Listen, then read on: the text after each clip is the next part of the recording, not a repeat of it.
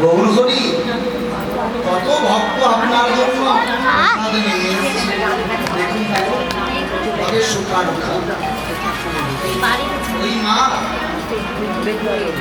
দধি দুগ্ধ ঘিত ছানা চিড়ে কিছু নিয়েছে নানা গোবিন্দ ঘোষ যত মা এনেছে প্রসাদ সবার পাত্র থেকে তুমি কিঞ্চিৎ কিঞ্চিৎ আমাকে মায়েরা কষ্ট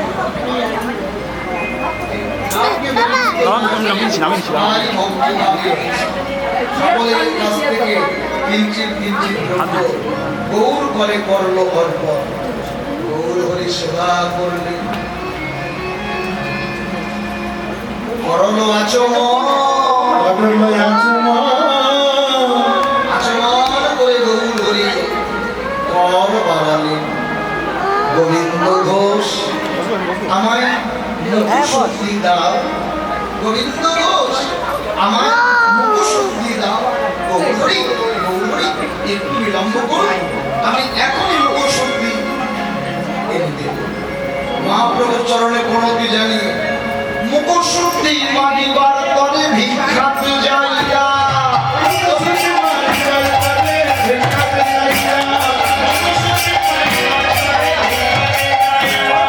হরি তোকে দাও না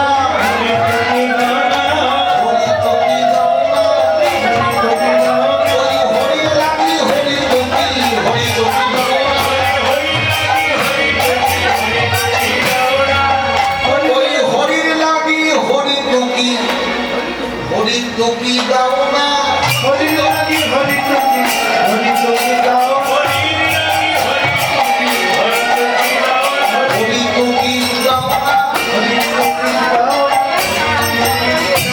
হরি তোকি দাও না হরি তোকি দাও ওই হরি লাগি হরি তোকি হরি তোকি দাও না হরি লাগি হরি তোকি হরি তোকি দাও না হরি লাগি হরি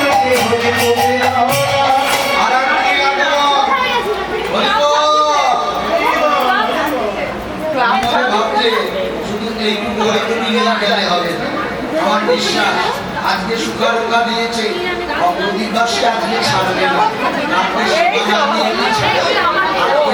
হঠাৎ করে এসেছে ভগবান ভালো করে সেবা না দিয়ে ছাড়তে ইচ্ছা করবে আরেকটি ঘরে গিয়ে বললো বলে হরি তোকে দাও না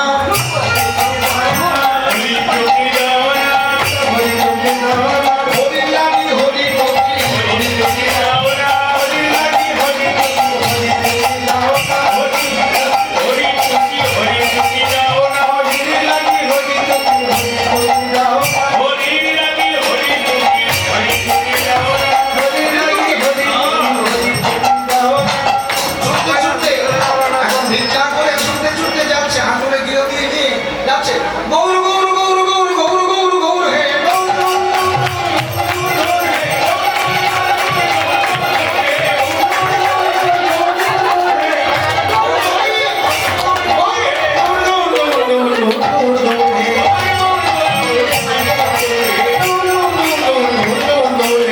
এই নাম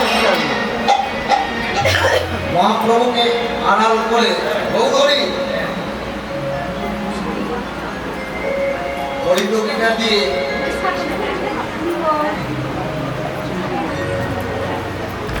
একটু পেছন ঘুরে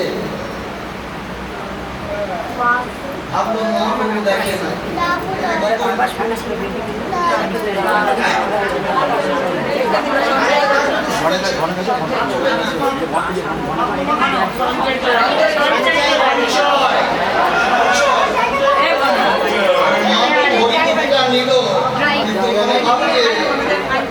গোবিন্দবোধ ভাবলে গৌরী দেখে না গৌরী জানে না গৌরী গোপন কথা কেউ জানে না মনে কি তাই ভাবিস তোর আগে একজন জানে তুই কি তা জানে মহাপ্রভু মৃদু মৃদু হাসছে মানে জানি না কিছু জানি না কিছু ওখানে বসিয়া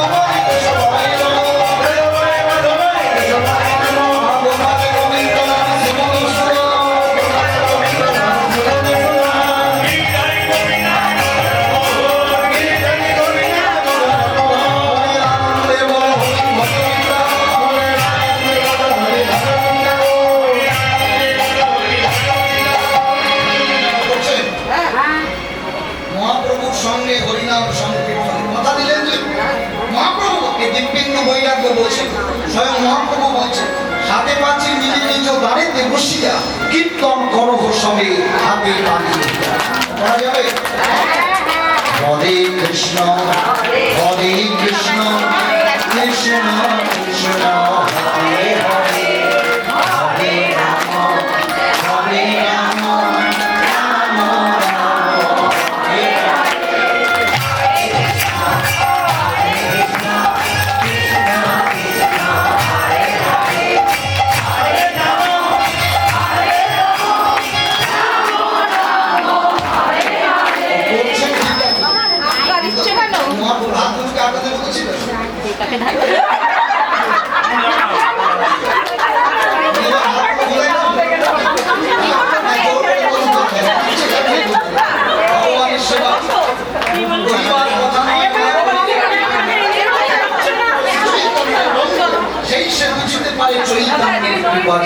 কৃপা সবাই পায় না, কৃপা মানে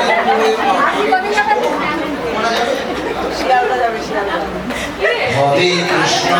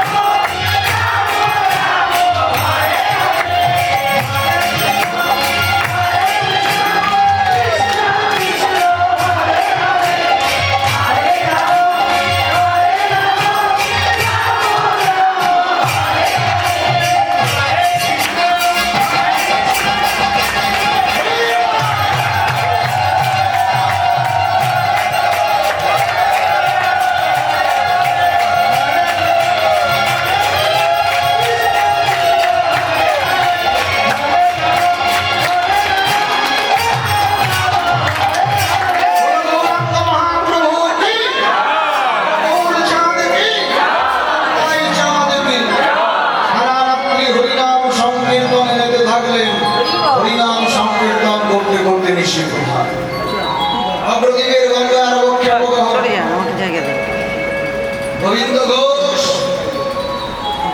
বটবৃক্ষের তলায় মহাপ্রভুর সান্নিধ্যে বসে আছে।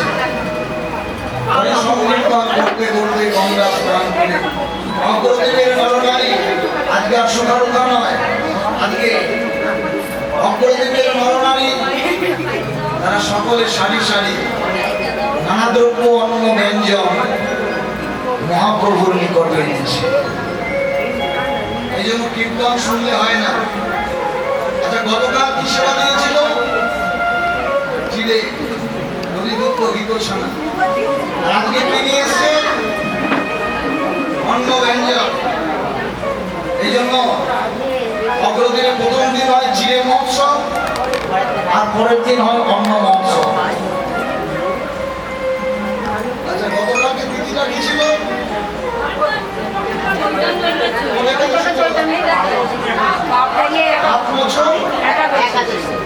চৈত্র মাসের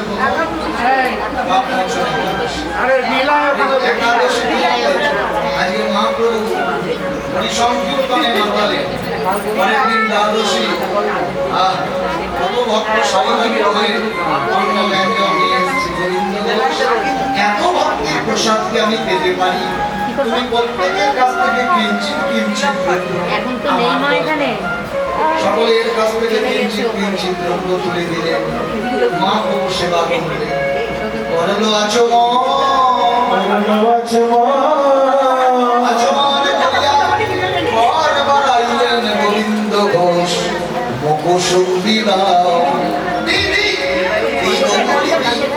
মহাপ্রভুকে আড়াল করে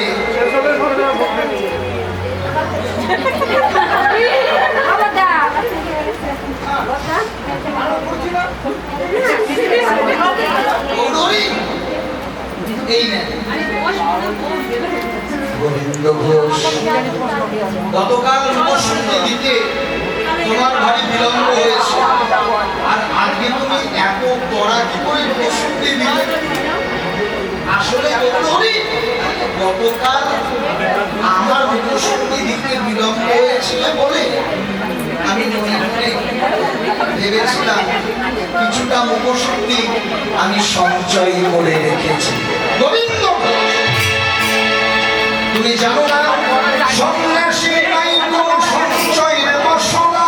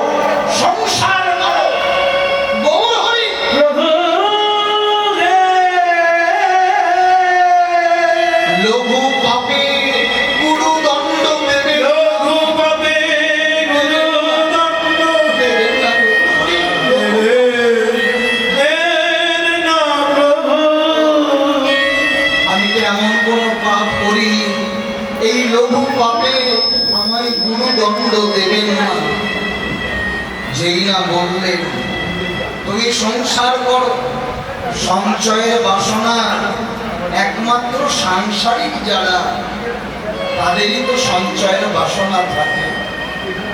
তোমাকে ভেবেছিলাম হরিনাম করবো সার, আর তুমি কহ গোবিন্দ ঘোষ করহ সংসার। আমি সংসার করব না, আমি সংসার করব না। চরণ ছাড়ো, চরণ ছাড়ো। চরণ ছাড়িয়ে মহাপ্রভু চলে যাচ্ছে। তবে আপনিও শুনে রাখুন, আমি সংসার করব না, আমি হরিনাম করব। গোবিন্দ ঘোষ, সত্যি যদি তুমি আমায় ভালোবাসতে পারো, তবে এক পক্ষকালের মধ্যে আমি তোমাকে দেব দর্শন। এক পক্ষকাল কতদিনে হয় গো? কতদিনে? 15 দিন। এই এতদিন আমি গৌর ছেড়ে থাকবো কেমন? আমি সংসার করব না, আমি সংসার করব না। সংসার সুখের মুখে তুলে দিব ছায়া।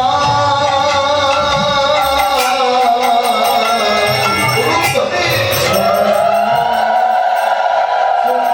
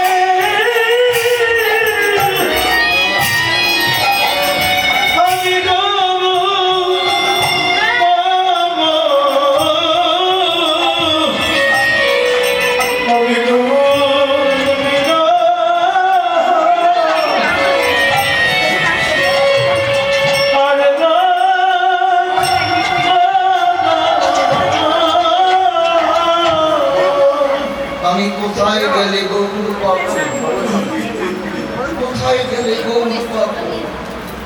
এই প্রাণ রাখবো।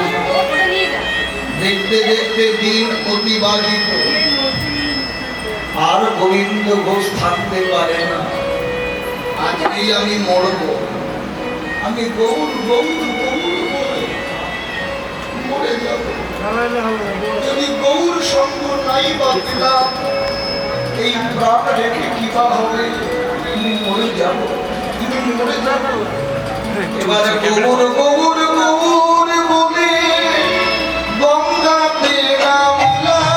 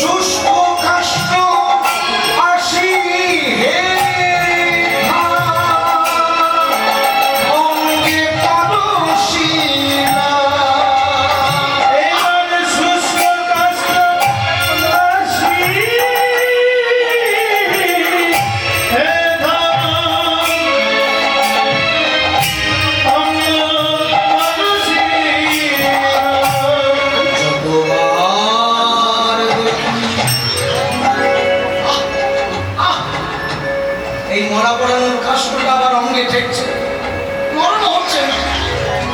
যতবার সরিয়ে দিচ্ছে ততবার গঙ্গার জলে একটা মরা পড়ানোর কাষ্ট অঙ্গে ঠেকছে, মরণও হচ্ছে না। আমি মরব।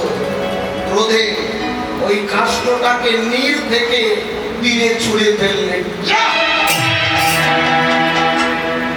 দৈববাণী হচ্ছে, চেতনা শক্তি বৃদ্ধি পাচ্ছে। গোবিন্দ ঘোষ, তুমি গৌর ভক্ত। গৌর ভক্তকে যে আত্মহত্যা করতে নাই, আত্মহত্যা যে মহাপাপ। তবে আমি গৌর বিনা যে বাঁচব না, এই দেহটা তো তোমার নয়।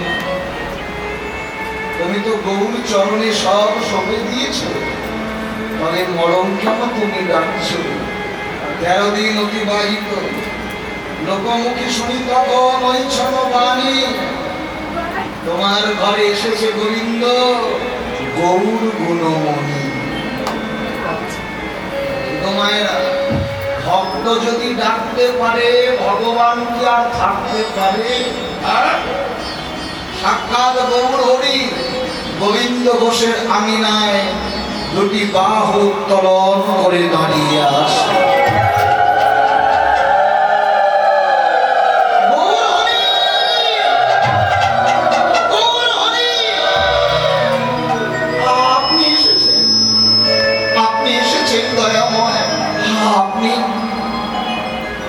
আমি তো আসবার সংবাদ তোমাকে আগেই দিয়েছিলাম। রামকেলিতে রূপ সনাতনকে উদ্ধার করবার কালীন আমি একটা কৃষ্ণ শিলা জলে ভাসিয়েছিলাম। তুমি যাকে পড়া পড়ানোর কাষ্ট মনে করে দূরে ফেলে দিয়েছো, সেটা আমার আগমন বার্তা কৃষ্ণ শিলা। যাও, ছুটতে ছুটতে গঙ্গার তীরে গেলেন। দেখে যাকে আমি পোড়া কাষ্ট মনে করে ছুঁড়ে ফেলেছি, চিনিতে নামিলাম বিনা ভক্তির কারণে।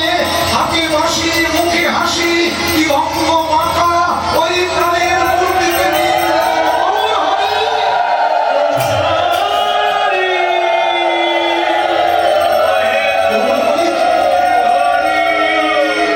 গোবিন্দ ঘোষ এই কৃষ্ণশিলা শ্রীবিগ্রহকে তুমি অগ্রদীপে প্রতিষ্ঠান করো, প্রতিষ্ঠা করে তুমি গোপীনাথ রূপে সেবা করো। না,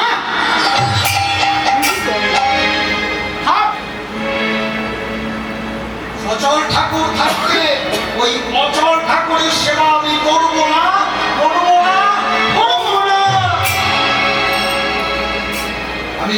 আমি ভিক্ষা করবো, তবে আপনাকে ছাড়বো না। আমি আপনাকে 3 বেলা সেবা দেবো, কিন্তু আপনাকে ছাড়বো না। এটা আমি কি করবো দেখবে? গোবিন্দ ঘোষ ক্রোধে মহাপ্রভুর হাত দুটো ধরে একটা দড়ি দিয়ে বাঁধছে, আর মহাপ্রভু হাসছে। মনে মনে মহাপ্রভু ভাবছে, গোবিন্দ ঘোষ, আমার মা যশোদা আমাকে দড়ি দিয়ে বাঁধতে পারে নাই, আর তুমি আমাকে দড়ি দিয়ে বাঁধছো। দেখবে ক্রোধে দড়ি দিয়ে বেঁধে রশিটা ধরে টানতে টানতে ঘরে আনলেন। এই কভারটা দিয়ে দিলেন। কভারটা দিয়ে দিয়ে দেখছে ঘরে গোনা, বাইরেও গোনা।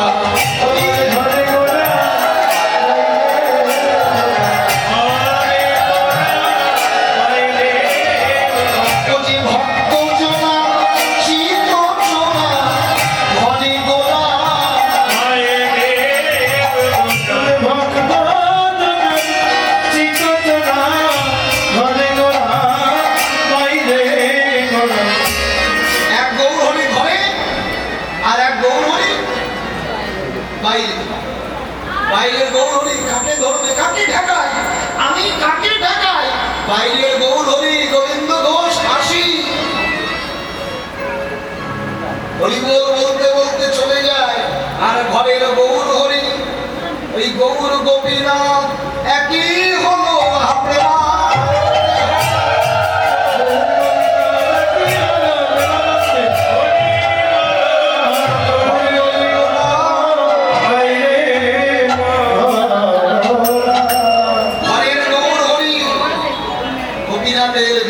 সঙ্গে বিলীন হয়ে গেল।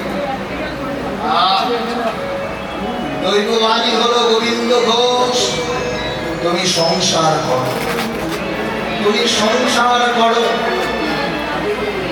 দিন রাত গৌর ভজন করো। নদীবাসী, তোমাদের চরণ ধরি, এনে দাও আমায় গৌর হরি। নদীবাসী, তোমাদের চরণ ধরি, এনে দাও, এনে দাও আমায় গৌর হরি, গৌর হরি এনে দাও। এতই যদি গৌর ভালোবাসবে, তাহলে তুমি সংসার করো না কেন? হ্যাঁ, তাহলে তো গোপীনাথের সেবাটা দিতে পারবে। কি এই যে সংসারের মধ্যে ভজন হচ্ছে না? সংসার করুন, কিন্তু সংসার করে ফেলবেন। সংসারেও কৃষ্ণ ভজন হয়, যে সংসারটা গোবিন্দের সংসার হয়। সংসারকে গোবিন্দের সংসার সবাই করতে পারে, এর জন্য গুরু কৃপার প্রয়োজন। ভজনার ভাগ্যে হয় এই বাড়ির কৃষ্ণ ভক্ত পিতা মাতার মতো এত বৈষ্ণবের পদরেণু বাবা। এই বাড়ির জামাতার পুত্র এত বড় কৃষ্ণ ভক্ত, এই বাড়ির সবাই ভালোবাসে। আমার ছোট্ট বাবু সে আমাকে এখানে নিয়ে এসেছে। আপনারা প্রাণ করে আশীর্বাদ করুন, সে যেন এ জন্ম নয়, জনম জন্মান্তর ধরে যেন রাধা গোবিন্দের সেবা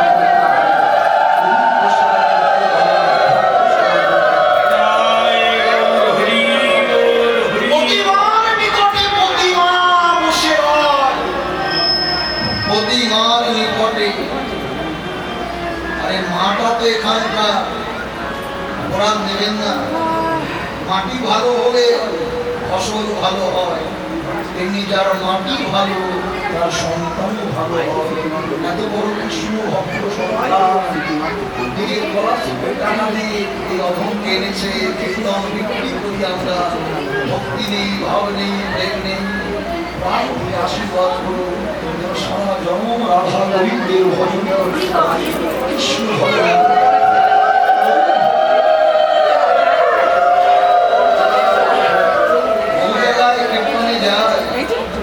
এখানে যখন কীর্তন করতাম, আমি খুব ছোট, এই দর্জি পাড়ায় আমার এই পদ্মার আঙিনায় আমি খুব ছেলেবেলা থেকে কীর্তন গাই। 13-14 বছর থেকে, 13 বছর বয়স থেকে আমি পদাবলী কীর্তন গাই। কীর্তন শিখি নাই, অর্থের লালসায় ঘুরে বেড়াই। ভক্তি নাই, ভাব নাই, প্রেম নাই।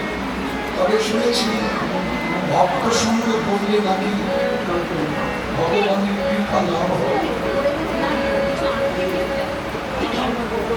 আপনার আশীর্বাদ করবে সারা জনম যেন আপনাদের মতো সাধু মানুষ করে ভক্ত সঙ্গ করতে পারে। যেন হরি হরিও করতে পারে। মনুষ্য জনম দুর্লভ জনম। গোবিন্দ ঘোষকে বলল, গোবিন্দ ঘোষ সংসার করো, সংসার করো। এটাকে বলে মায়া। ওই যে মন্দিরে বিগ্রহ দেখছে, বিগ্রহকে দর্শন করতে গেলে আগ্রহের প্রয়োজন। আগ্রহ না থাকলে বিগ্রহ দর্শন হয় না। আমার দাদার আমিনাটা হয়তো ছোট, কিন্তু মনের আমিনাটা অনেক বড়। মনের আমিনা যদি বড় না হয়, কাতারে কাতারে ভক্ত এই হরিবাসর প্রাঙ্গণে হরিবোল বলে। কেন হরিবোল বলছেন? জীবনে কোনদিন ভেবেছেন হরি বললে কি হবে? বৈষ্ণব কেন হরিবোল বলে? ভক্ত কেন হরিবোল বলে? এইভাবে হরিবোল বলতে বলতে বলতে এই হরি বলা ডাক যদি কোনদিন শ্রীহরির কর্ণে পৌঁছে যায়, তবে যে অবশ্য জগৎটা ধন্য হয়ে যায়।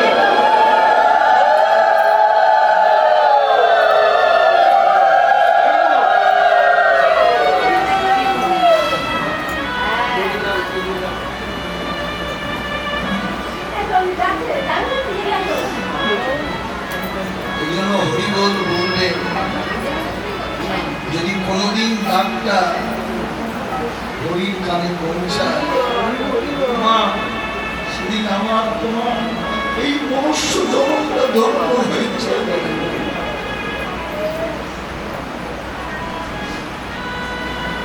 গোবিন্দ ঘোষ বিবাহ বন্ধনে যুক্ত হবে, এটা মায়া। ভক্ত মাধবীর সঙ্গে বিবাহ আনন্দের সীমানে চতুর্দিক সাজো সাজো রাত গোবিন্দ ঘোষ বিবাহ করল হরি।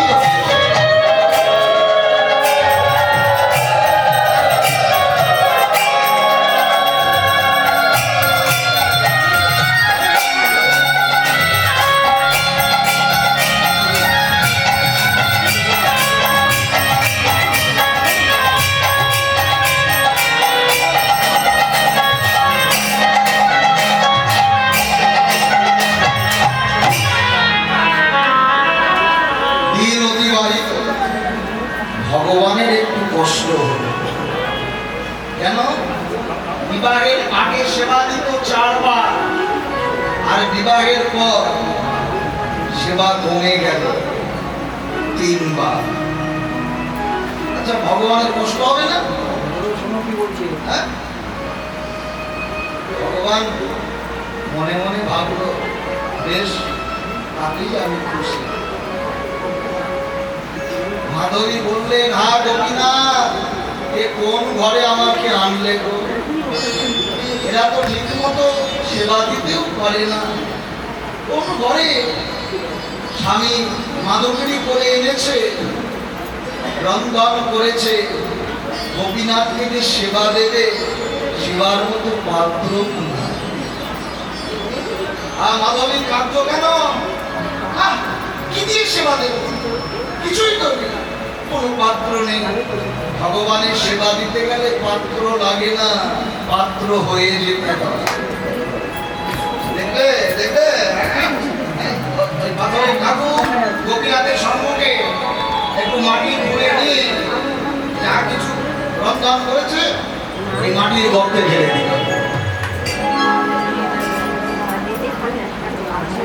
শুনেছি তুমি নাকি কাঙালের ঠাকুর, শুনেছি তুমি নাকি কাঙালের ঠাকুর। এবার তুমি কৃপা করে সেবা করো, এবার তুমি কৃপা করে সেবা করো। আমার তো তোমাকে দেবার মতো কিছু নেই। ভগবান তাই ওই মাটির গর্ত থেকে প্রসাদ যেন গোপীরা সেবা করছে। এই মাটির গর্তে আছে ভক্তি। লাখো লাখো ভক্ত ছুটে যায় গোপীনাথে চৈত্র মাসের পাপ মোচন একাদশী তিথিতে। অগণিত ভক্তগণ চোখে দেখে বড় বড় মাটির কুণ্ডে ভক্তরা প্রসাদ রাখে। গঙ্গার তীরের বালুকণা থেকে প্রসাদ করে লাখো লাখো ভক্ত প্রসাদ পায়। প্রসাদের কণিকা মাত্র ধুলো লাগে না। এটাই হলো গোপীনাথের কৃপা, এটাই গোপীনাথের কৃপা। দীনবন্ধু বাড়িত ভজনে বসেছে, হঠাৎ করে শোনা গেল মাধবীর গর্ভে সন্তান এসেছে। ভগবানের পরীক্ষা, আনন্দের সীমানে মাধবী গর্ভে সন্তান, নবজাত সন্তান ভূমিষ্ঠ হয়েছে। আনন্দ, গোবিন্দ ঘোষের পুত্র সন্তান হয়েছে। গোবিন্দ ঘোষের পুত্র সন্তান হয়েছে। পুত্রহীন পিতা মাতার আনন্দে না ধরে, পুত্রহীন পিতা মাতার আনন্দে না ধরে,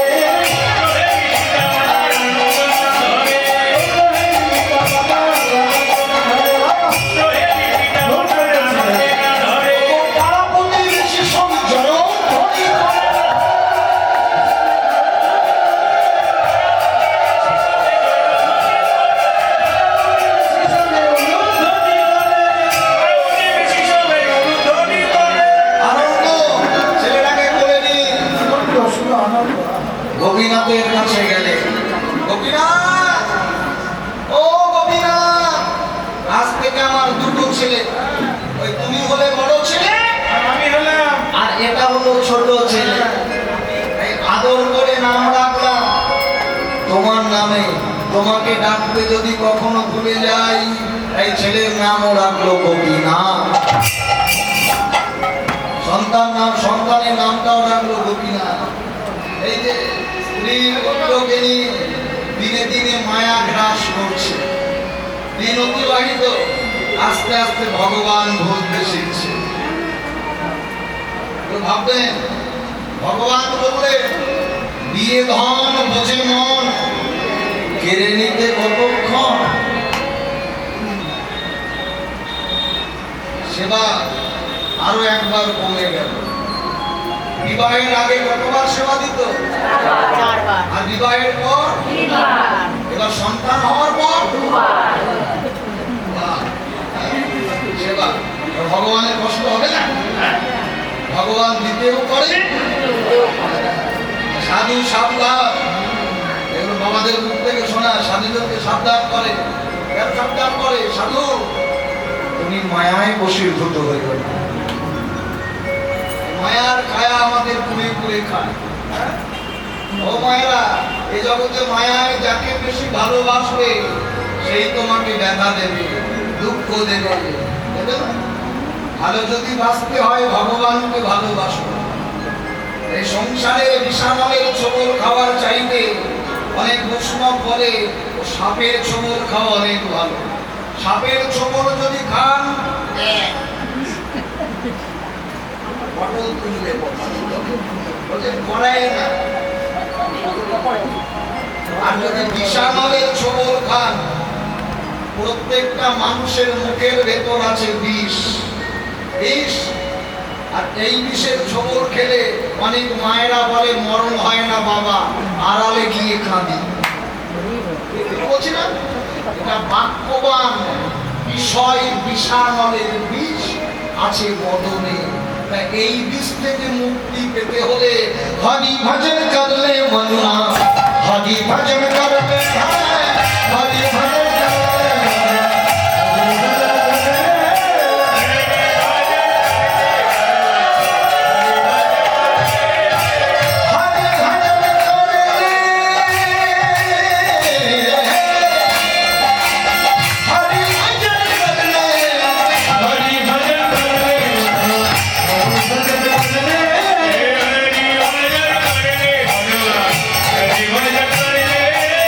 হরি